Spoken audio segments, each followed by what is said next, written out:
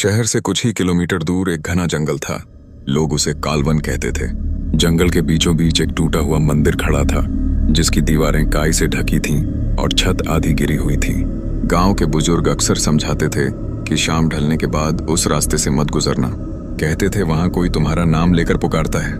जिसने भी जवाब दिया वो कभी लौट कर नहीं आया। रवि और समीर, दो दोस्त, इन कहानियों पर हंसते थे। उन्हें लगता था ये सब पुराने जमाने की डरावनी बातें हैं। एक शाम दोनों जंगल की तरफ निकल पड़े। आसमान पर हल्के बादल थे।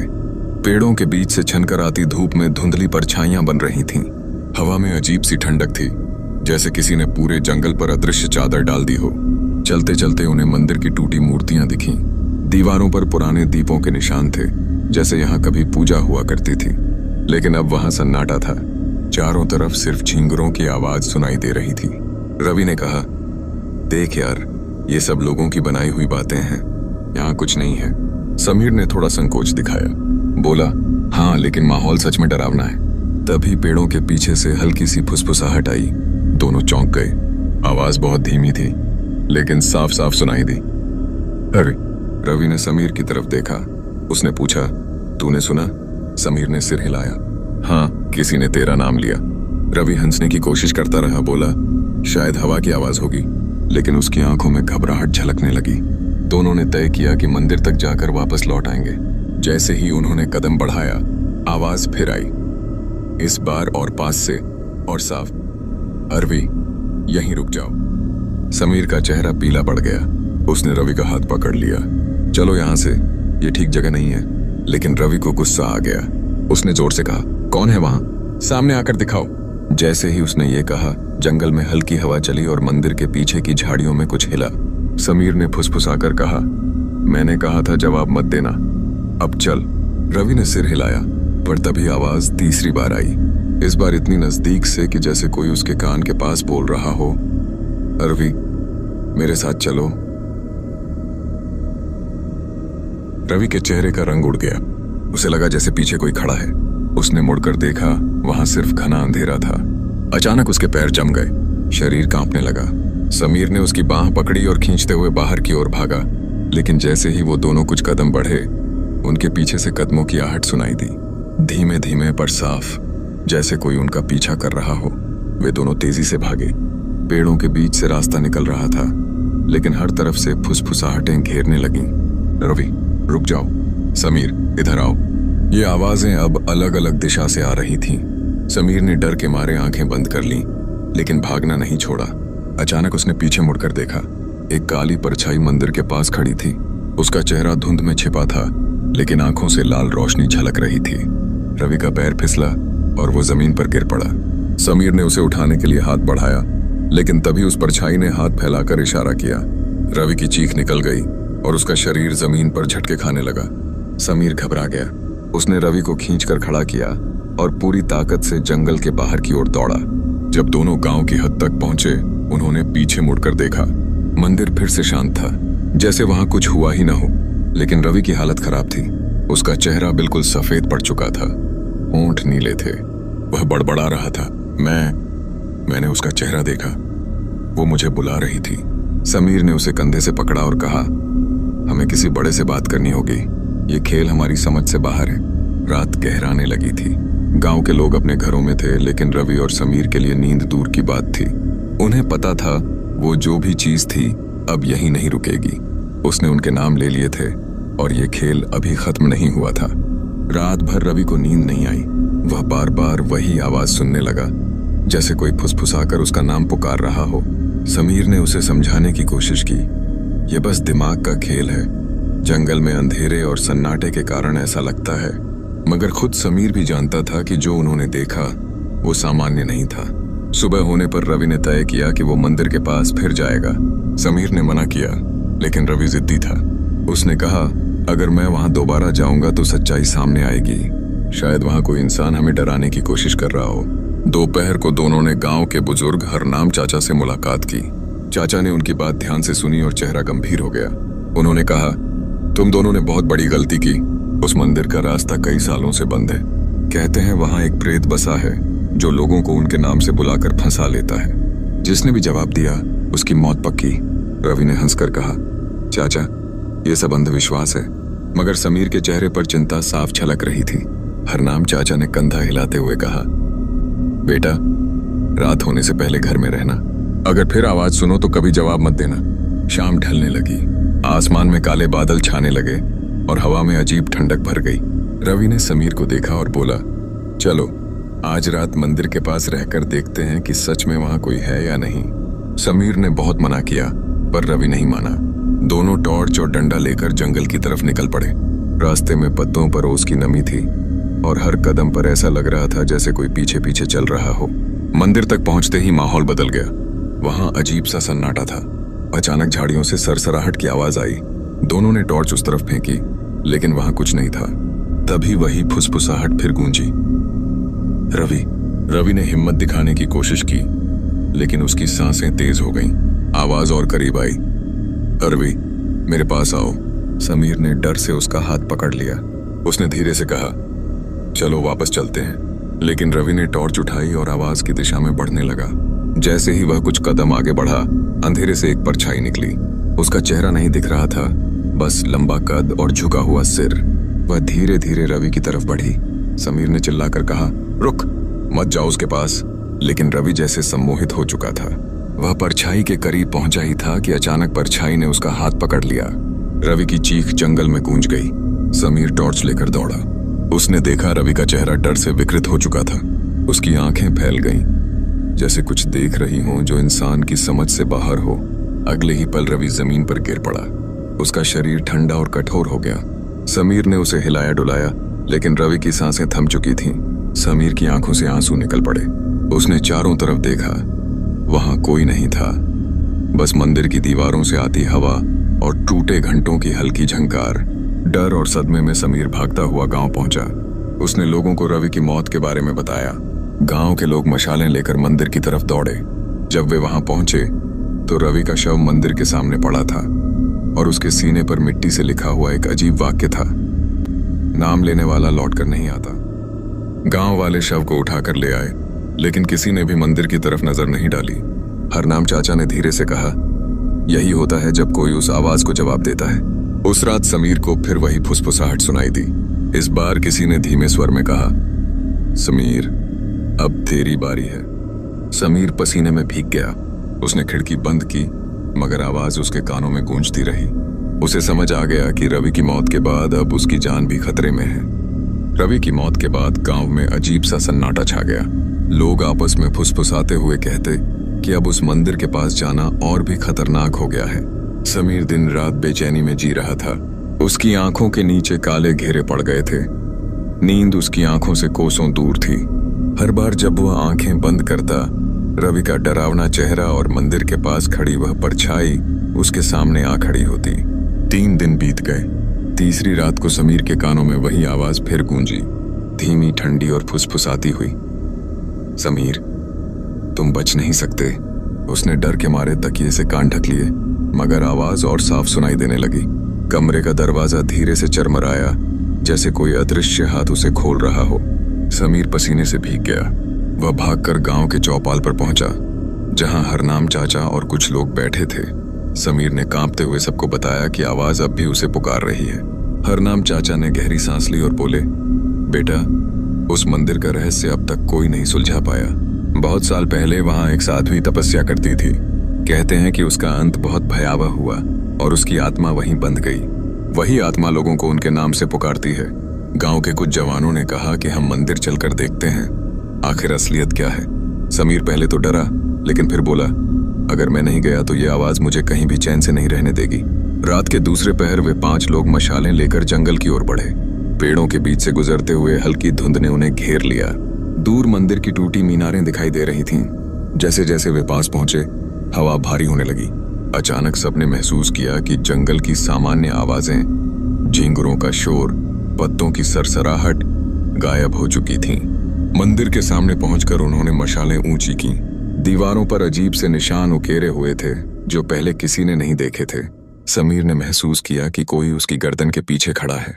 उसने पीछे मुड़कर देखा, लेकिन वहां कोई नहीं था। तभी आवाज आई, समीर, आज तेरे डर का अंत होगा। सभी ने एक दूसरे की तरफ देखा। उनकी आंखों में डर साफ था। एक जवान अर्जुन बोला, मैं देखता हूं अंदर कौन है। वह मशाल लेकर मंदिर के अंदर चला गया। बाकी 4 लोग बाहर खड़े रहे। कुछ पल तक अंदर से सिर्फ उसके कदमों की आहट सुनाई देती रही। फिर अचानक एक चीख ने सन्नाटे को चीर दिया। सब अंदर भागे। अर्जुन जमीन पर पड़ा था। उसकी गर्दन पर गहरे निशान थे, जैसे किसी ने उंगलियों से दबाकर उसका दम घोंट दिया हो। उसकी आंखें खुली थीं और चेहरा डर से जकड़ा हुआ था। समीर ने कांपते हुए मशाल उठाई। दीवार पर ताजा खून से लिखा था, नाम का जवाब मौत का न्योता है। गांव के लोग घबरा गए। कोई कहने लगा कि अब हमें यहां से भागना चाहिए। कोई बोला कि अगर हम पीछे हटे तो ये आत्मा पूरे गांव पर टूट पड़ेगी। हरनाम चाचा ने गंभीर आवाज में कहा, हमें इस श्राप को खत्म करना होगा, वरना ये सबको मार डालेगी। उन्होंने मंदिर के कोने में रखी टूटी मूर्तियों और जली हुई लकड़ियों को देखा। चाचा ने बताया कि साध्वी की आत्मा को तभी शांति मिल सकती है जब उसके अधूरे व्रत को पूरा किया जाए, मगर यह आसान नहीं है। उसे बुलाने वाली आवाज को अनसुना करने के लिए मजबूत दिल चाहिए। समीर ने धीरे से कहा, अगर मुझे ही ये श्राप मिला है तो मुझे ही इसे खत्म करना होगा। बाकी लोगों ने उसे रोकने की कोशिश की, लेकिन समीर के चेहरे पर अजीब सा संकल्प था। अचानक मंदिर के पीछे से फिर वही परछाई उभरी। इस बार उसका आकार और भी बड़ा था। उसकी आंखें लाल अंगारों की तरह चमक रही थीं। उसने हाथ बढ़ाया और हवा में ठंडक भर गई। मशालें एक एक कर बुझने लगीं। अंधेरे में सबने सुना, समीर पास आओ, एक बार जवाब दो, सब खत्म हो जाएगा। समीर के कानों में आवाज गूंज रही थी, जैसे कोई उसे खींच रहा हो। उसके होंठ हिलने लगे, लेकिन उसने खुद को रोका। उसने आंखें बंद की और सोचा, अगर मैंने जवाब दिया तो मैं भी रवि और अर्जुन की तरह मारा जाऊंगा। परछाई और करीब आ गई। अब उसका चेहरा आधा दिख रहा था। फीकी पिघली हुई सी त्वचा और आंखों में अनगिनत आत्माओं का साया। समीर के दिल की धड़कन तेज हो गई। हरनाम चाचा ने चिल्लाकर कहा, हिम्मत रख, जवाब मत देना। आवाज और तेज हो गई। पेड़ों की शाखाएं टूटने लगीं, जमीन कांपने लगी। परछाई ने समीर की तरफ हाथ बढ़ाया। तभी समीर ने जेब से वह लाल धागा निकाला जो हरनाम चाचा ने दिया था। उसने उसे कसकर अपनी कलाई पर बांधा। एक पल के लिए हवा थम गई। परछाई पीछे हटने लगी, लेकिन उसकी आंखों में गुस्सा और बढ़ गया। उसने गर्जना की और मंदिर की दीवारों पर खून के छींटे उभर आए। समीर ने महसूस किया कि लड़ाई अभी खत्म नहीं हुई। ये तो बस शुरुआत थी। अंधेरा और भी घना हो गया था और आत्मा अब अपने अगले वार के लिए तैयार थी। अगली रात समीर ने तय किया कि अब पीछे हटने का समय नहीं है। रवि और अर्जुन की मौत ने उसे झकझोर दिया था और अब उसने अपने अंदर हिम्मत जुटाई थी। वह जानता था कि अगर उसने इस आवाज और मंदिर के रहस्य का सामना नहीं किया तो और भी लोग मारे जाएंगे। समीर ने हरनाम चाचा और गांव के कुछ बहादुर लोगों के साथ मशालें और कुछ प्राचीन मंत्रों की किताबें लेकर जंगल की ओर कदम बढ़ाया। ठंडी हवा उनके चेहरे पर टकरा रही थी और पेड़ों की शाखाएं अजीब तरह से सरसराकर जैसे चेतावनी दे रही थीं। जैसे ही वे मंदिर के पास पहुंचे, वहां अंधेरा और भी गहरा दिख रहा था। मंदिर के गुमशुदा हिस्सों में धूल और मकड़ियों के जाले थे। दीवारों पर पुराने खून के निशान और अजीब आकृतियां उभर रही थीं। मंदिर की टूटी मीनारें अचानक तेज हवाओं में हिलने लगीं और आवाज फिर गूंजने लगी, तुमने पीछे नहीं हटना चाहिए। समीर ने गहरी सांस ली और मंत्र की किताब खोली। उसने धीमे स्वर में पढ़ना शुरू किया। किताब के पन्नों पर प्राचीन संकेत और मंत्र लिखे थे, जिन्हें पढ़ते ही हवा में हल्की नीली चमक फैल गई। परछाई ने गरजते हुए उन पर हमला किया। उसकी लाल आंखें गुस्से से भरी थीं और हवा में उसका ठंडा स्पर्श लोगों की हड्डियों में डर घोल रहा था। समीर और बाकी लोग मंत्र पढ़ते रहे। परछाई धीरे धीरे पीछे हटने लगी, लेकिन अचानक उसने मंदिर की जमीन को झकझोर दिया। दीवारें दरक गईं और मंदिर के अंदर से अजीब आवाजें आने लगीं, जैसे कहीं से हजारों आत्माओं की चीखें उठ रही हों। तभी एकाएक परछाई ने हाथ बढ़ाया और गांव वालों में से एक मोहित को पकड़ लिया। मोहित चीखता रहा, लेकिन किसी ने उसे छुड़ाया नहीं। उसकी आंखों में डर और दर्द दोनों झलक रहे थे। समीर ने महसूस किया कि अगर उसने जल्दी नहीं किया तो मोहित की भी मौत हो जाएगी। समीर ने मंत्रों की किताब के पन्नों को तेजी से पलटा। उसने देखा कि किताब में एक विशेष मंत्र लिखा था, जो आत्मा बंधी है उसे सही रास्ता दिखाओ, निर्दोषों को मुक्त करो। समीर ने धीमे स्वर में मंत्र पढ़ना शुरू किया। जैसे ही उसने अंतिम शब्द पढ़ा, मंदिर में हल्की नीली रोशनी फैल गई। परछाई चिल्लाई और हवा में घूमने लगी। उसके शरीर से धुंध उठ रही थी और आवाजें और भी तेज हो गईं, लेकिन अब उसका गुस्सा और डर दोनों नियंत्रण में आने लगे। समीर ने कदम बढ़ाए और परछाई की ओर हाथ बढ़ाया। उसने धीरे धीरे कहा, हम तुम्हें चोट नहीं पहुंचाना चाहते। अगर तुम शांति चाहती हो तो हमें रास्ता दिखाओ। परछाई थोड़ी ठिठकी। उसकी आंखों में गुस्से के साथ दर्द भी झलक रहा था। अचानक वह मंदिर के बीच में रुक गई और वहां एक छोटी सी छुपी हुई दीवार की ओर इशारा किया। समीर समझ गया कि यही जगह है जहां से सब शुरू हुआ था। समीर ने दीवार खोली और देखा कि वहां एक छोटे कमरे में जली हुई लकड़ियां और प्राचीन साध्वी की मूर्तियां रखी थीं। मूर्तियों के नीचे खून से कुछ निशान बने थे। समीर ने महसूस किया कि अगर इस स्थान को ठीक किया जाए और साध्वी की आत्मा को शांति मिले तो परछाई भी शांत हो जाएगी। समीर ने मंत्रों की मदद से उस कमरे को पवित्र करना शुरू किया। जैसे ही उसने मंत्र पढ़े, नीली रोशनी तेज हो गई और परछाई धीरे धीरे ढलने लगी। उसकी लाल आंखों का गुस्सा कम होने लगा। आवाज कम हो गई और हवा में अब ठंडक के साथ एक अजीब सी सुकून भरी महसूस होने लगी। लेकिन अचानक मंदिर के ऊपर से एक भारी धमाका हुआ। दीवारों से धूल गिरने लगी और एक टुकड़ा छत का नीचे गिरा। परछाई फिर से गुस्से में आ गई और जोर से चीखी, कभी किसी ने मेरा सच नहीं जाना। उसकी आवाज में अब डर के साथ दर्द और शिकायत भी थी। समीर ने तुरंत मशाल उठाई और धैर्य से कहा, हम तुम्हारे सच को जानना चाहते हैं। हम निर्दोषों को चोट नहीं पहुंचाएंगे, हमें केवल शांति चाहिए। परछाई ने धीरे धीरे रोशनी की ओर हाथ बढ़ाया। उसकी धुंध कम होने लगी और धीरे धीरे उसका आकार मानवीय रूप में बदल गया। अब वह साध्वी जैसी लग रही थी। उसकी आंखों में पहले जैसा गुस्सा नहीं था, बल्कि उम्मीद और राहत झलक रही थी। समीर ने कमरे के बीच रखी जली लकड़ियों को फिर से सही किया। जैसे ही उसने अंतिम कदम रखा, परछाई ने धीरे से कहा, अब मैं शांति में जा सकती हूँ, लेकिन यह याद रखना कि निर्दोषों को कभी चोट नहीं पहुंचनी चाहिए। धीरे धीरे उसकी परछाई धुंध में बदल गई और मंदिर में शांति फैल गई। हवा शांत हो गई, मंदिर का डर खत्म हो गया और नीली रोशनी भी कम होने लगी। समीर और बाकी लोग थके हुए लेकिन राहत की सांस लेते हुए मंदिर से बाहर आए। उन्होंने महसूस किया कि अब कोई भी जंगल के पास से गुजरते हुए आवाज सुनने वाला नहीं है। लेकिन सब जानते थे कि अगर किसी ने लालच या बुरी नीयत से मंदिर में प्रवेश किया तो शायद फिर वही अंधेरा जाग सकता है। गांव लौटकर उन्होंने बाकी लोगों को कहानी सुनाई।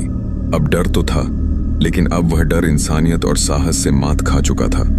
समीर, रवि और बाकी लोग गांव लौटे तो सूरज की पहली किरणें जंगल और मंदिर के टूटे हिस्सों पर पड़ रही थीं।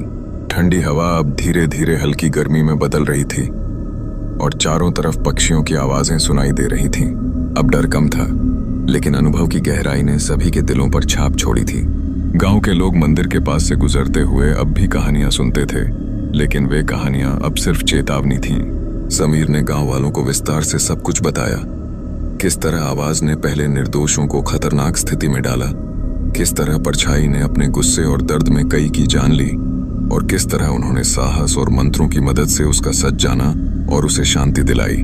गांव वालों में से कुछ ने पहले विश्वास नहीं किया, लेकिन समीर के बताए हुए विवरण और मंदिर से लौटकर लाई गई लकड़ियों और मूर्तियों को देखकर वे भी सच मानने लगे। लोगों के चेहरे पर डर और हैरानी दोनों झलक रहे थे। समीर ने महसूस किया कि अब डर खत्म नहीं हुआ है, बल्कि उसे समझना जरूरी है। मंदिर के भीतर जो अंधेरा और परछाई की शक्ति थी, वह केवल तब तक खतरनाक थी जब तक किसी ने उसकी पीड़ा और दर्द को समझने की कोशिश नहीं की। इंसान की हिम्मत और समझदारी ही इसे हराने की चाबी थी। समीर ने गांव के बच्चों और युवाओं को भी समझाया कि जंगल और मंदिर के पास न जाएं, और अगर कोई पुराने समय की परछाई या अजीब आवाज सुनाई दे तो उसे ध्यान से समझें और लालच या डर में प्रतिक्रिया न दें। उन्होंने बताया कि जिस दिन लोगों ने सच जाना और शांति की ओर कदम बढ़ाया, उसी दिन परछाई ने खुद को मुक्त किया। समीर और कुछ बुजुर्गों ने मंदिर की सफाई और मरम्मत शुरू कर दी। टूटी मूर्तियों को जोड़ दिया गया, खून के निशान को मिटाया गया और मंदिर के आसपास के हिस्सों में छोटे छोटे दीपक और फूल रखे गए। धीरे धीरे मंदिर में एक नई ऊर्जा आने लगी। अब वह डर का नहीं, बल्कि श्रद्धा और शांति का स्थान बन गया। समीर ने देखा कि परछाई की अंतिम परछाई अब नजर नहीं आ रही थी। मंदिर के भीतर अब कोई नीली रोशनी या अजीब आवाज नहीं थी। हवा सामान्य थी और मंदिर की दीवारें अब स्थिर दिख रही थीं। यह स्पष्ट था कि अब परछाई को सच्चाई मिल गई थी और उसने अपना गुस्सा और दर्द छोड़ दिया। लेकिन समीर के मन में एक हल्की चिंता थी। उसने महसूस किया कि इस प्रकार के रहस्य हमेशा खतरे के संकेत होते हैं। अगर कोई भविष्य में लालच या डर में गलत कदम उठाए तो अतीत के अंधेरे और रहस्य फिर से जाग सकते हैं। उसने गांव वालों को चेतावनी दी कि वे हमेशा समझदारी और साहस के साथ ही इन चीजों का सामना करें। कुछ सप्ताह बाद गांव में सामान्य जीवन लौट आया। लोग जंगल और मंदिर के पास से गुजरते समय अब सम्मान और सतर्कता दिखाते थे। बच्चों ने खेलना और पढ़ाई जारी रखी और बड़े अपने खेतों और कामों में लगे रहे। अब डर नहीं, बल्कि अनुभव और समझदारी लोगों के जीवन का हिस्सा बन गई थी। समीर खुद भी अब अधिक शांत महसूस कर रहा था। उसने महसूस किया कि डर को हराने का असली तरीका केवल साहस नहीं, बल्कि सच्चाई को जानने की कोशिश और समझदारी भी है। उसने तय किया कि वह इस कहानी को लिखेगा ताकि आने वाली पीढ़ियों को पता चल सके कि कैसे डर और रहस्य का सामना किया जा सकता है और कैसे निर्दोषों को बचाया जा सकता है। मंदिर अब शांति और श्रद्धा का प्रतीक बन चुका था। लोगों के चेहरों पर मुस्कान और दिलों में राहत झलक रही थी। अब कोई भी आवाज अपने नाम से नहीं बुला रही थी और जंगल की ठंडी हवा अब केवल ताजगी और जीवन की ऊर्जा लेकर आती थी। समीर और गांव वालों ने मिलकर मंदिर में एक छोटा सा समारोह रखा। वहां उन्होंने दीपक जलाए और परछाई की आत्मा की शांति के लिए प्रार्थना की। हर व्यक्ति ने महसूस किया कि अब डर नहीं, बल्कि सहानुभूति, समझदारी और साहस ही इस कहानी का असली संदेश है। समीर ने अंत में सभी से कहा कि डर और रहस्य केवल तभी खतरनाक होते हैं जब हम उन्हें समझने और सामना करने का साहस नहीं रखते। अगर हम सच्चाई और न्याय के रास्ते पर चलते हैं तो अंधेरा कभी हमें नहीं हरा सकता। गांव अब शांति में था, लेकिन मंदिर और जंगल की रहस्यमयी कहानियां अभी भी लोगों की यादों में जीवित थीं। यह याद दिलाती थीं कि कभी कभी डर का सामना करना कठिन होता है, लेकिन उसे समझने और साहस दिखाने पर वह खत्म हो जाता है। समीर ने देखा कि मंदिर की खिड़कियों से हल्की रोशनी झलक रही थी।